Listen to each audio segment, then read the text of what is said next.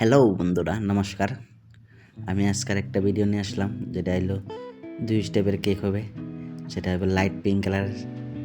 আর আমি কিভাবে আইসিং করতেছি, আপনারা এভাবে আইসিং করবেন। জানি না আমার ভিডিও দেখে কে কে কতটাই শিখতে পারছে, কারে কতটাই মানে আমি এই ভিডিওর মাঝে আমি শিখাতে পারছি জানি না।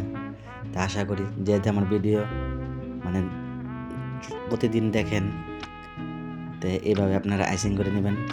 আর একটা এক্সট্রা পেপার নেবেন, এটা মোবাইলের ডিসপ্লে কভারের পেপার আছে না, পেপারটা নিয়ে নেবেন।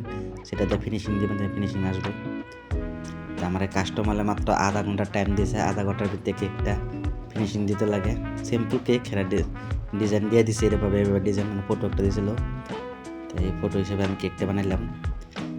সেটা হইলো ধরেন না 3টা রোজ দিতে লাগবো, আর কোনো কিছু নাই। আর এরকমভাবে ডট ডট দিতে লাগে।